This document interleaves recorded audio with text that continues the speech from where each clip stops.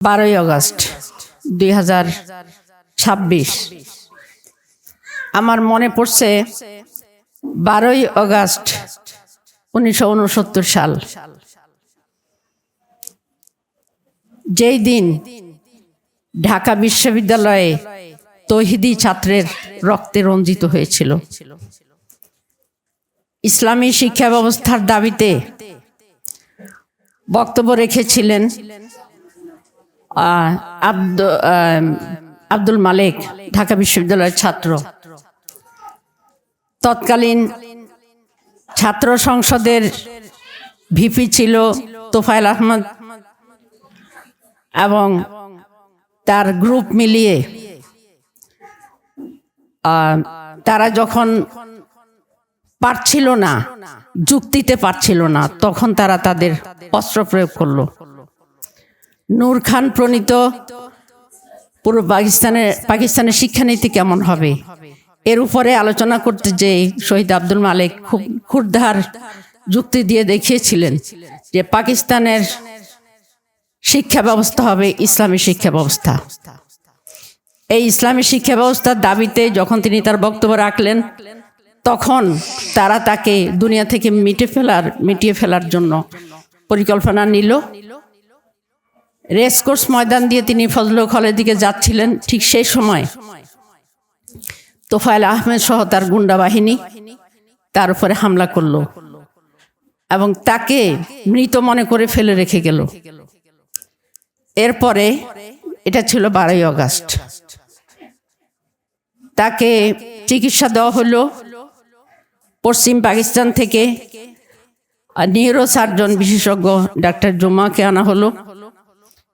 তিনি তার সর্বাত্মক চেষ্টা করলেন এবং 15 আগস্ট আব্দুল মালেক শাহাদাত বরণ করলেন। পাকিস্তান ভেঙে বাংলাদেশ হলো। আমরা স্বাধীন বাংলাদেশ পেয়েছে বলি খুব তৃপ্তির ঢেকুর তুলি, কিন্তু আসলে কি স্বাধীন হয়েছি? পাকিস্তান দূরের শত্রু ছিল, কিন্তু কাছের শত্রুর কোলে এসে পড়েছি আমরা। এবং এই শত্রুর জাতাকলে পৃষ্ঠ হয়ে দীর্ঘ 17টা বছর এদেশের মানুষ ছটফট করেছে। তারপরে তারা 24-এর বিপ্লব সাধন করেছে এবং তাড়িয়ে দিয়েছে এই স্বৈরাচারিণীকে এবং তার দলবলকে। পৃথিবীর ইতিহাসে এমন কোন স্বৈরাচার নাই যারা স্বৈরাচারী হওয়ার পরে নিজের দেশ থেকে বিতাড়িত হয়নি, কিন্তু বাংলাদেশে এর চেয়েও ব্যতিক্রম ঘটনা।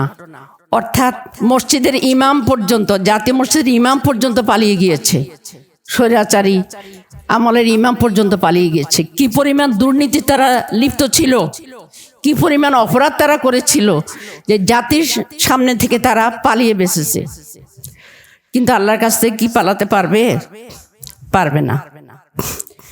প্রিয় বোনেরা, অদম্য জুলাই আমাদেরকে স্মরণ করিয়ে দিচ্ছে 2024-এর জুলাইতে কি কি ঘটেছিল এবং স্মরণ করিয়ে দিচ্ছে 17টা বছর ধরে কি জুলুম অত্যাচারের মধ্যে এই জনগণ ছিল।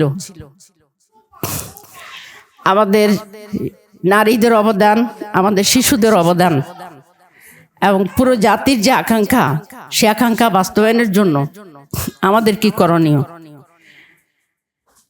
আমাদের সম্পাদিকা আঁখি এই বিষয়টা উপস্থাপন করেছেন যে শিশুদের এবং নারীদের নিয়ে আরো কিছু প্রকাশ করার ইচ্ছা।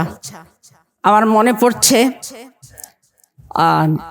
ইরান বিপ্লবের পরে ইরান বিপ্লবটা সুসংগত করতে এবং ইরানকে একটা শক্তিশালী, আদর্শবান, বলিষ্ঠ জাতি হিসাবে গড়ে তুলতে ইরানের নারীদের যে অবদান, সে অবদানটা ইরানের নারীরা রেখেছে এবং তারা সাংস্কৃতিক অঙ্গনে, বিশেষ করে তারা যে নাটক এবং সিনেমাগুলো তৈরি করেছে, এটা সারা বিশ্বে প্রশংসিত হয়েছে। সেখানে কোনো অশ্লীলতা নাই, সেখানে কোনো অমানবিকতা নাই, বরং একটা জাতিকে পথ দেখানোর জন্য চমৎকার উদ্যোগ সেখানে লক্ষ্য করা গেছে। তো আমি আশা করব আমাদের বাংলাদেশের নারী সমাজ এই বিপ্লবোত্তর বাংলাদেশে এই ভূমিকাটাই পালন করবেন। সুতরাং ওই একদিন বা এই 36 দিনের বিপ্লবে আমাদের ভূমিকা কিন্তু শেষ হয়ে যায়নি, বরং আমাদের ভূমিকা শুরু হয়েছে। এটা পুরা জাতিকে পূর্ণাঙ্গ মুক্তি না দেওয়া পর্যন্ত এটা চলবে ইনশাল্লাহ। প্রিয় বোনেরা, আমরা এক জালিম থেকে মুক্ত হয়েছি, কিন্তু আরেক জালিমের কবলে পড়েছে কি অনেকটা তাই। কারণ ইতিহাসের সবচেয়ে দুর্ভাগ্য যে ইতিহাস থেকে কেউ শিক্ষা নেয় না। আমরা জানি যে নেড়া বেলতলায় একবারই যায়, কিন্তু আসলে নেড়া বেলতলায় বারবার যায়। কারণ সেখানে যে মধু আছে, ক্ষমতার মধু, সেই মধু নেওয়ার জন্য যায়, এবং তার মাথায় যে বেল পড়বে তার সেই খেয়ালটা থাকে না। তো এই বেল পড়ার জন্য কর্মসূচি এখন বিএনপি করছে। প্রতিটা ক্ষেত্রেই তারা, যেটা 17 বছর ধরে আওয়ামী লীগ করেছে, সেটা 17 মাস হওয়ার আগেই বিএনপি সেই কাজগুলো সম্পন্ন করতেছে। কাজেই তারা তাদের পতনকে ত্বরান্বিত করতে চায় খুব দ্রুত। তো আমাদেরকে অবশ্যই সজাগ এবং সচেতন থাকতে হবে যে অধিকারের জন্য আমরা লড়াই করেছি, এবং যে বৈষম্যের বিরুদ্ধে জাতি ঐক্যবদ্ধ হয়েছে, আবারও জাতি কিন্তু ঐক্যবদ্ধ হবে।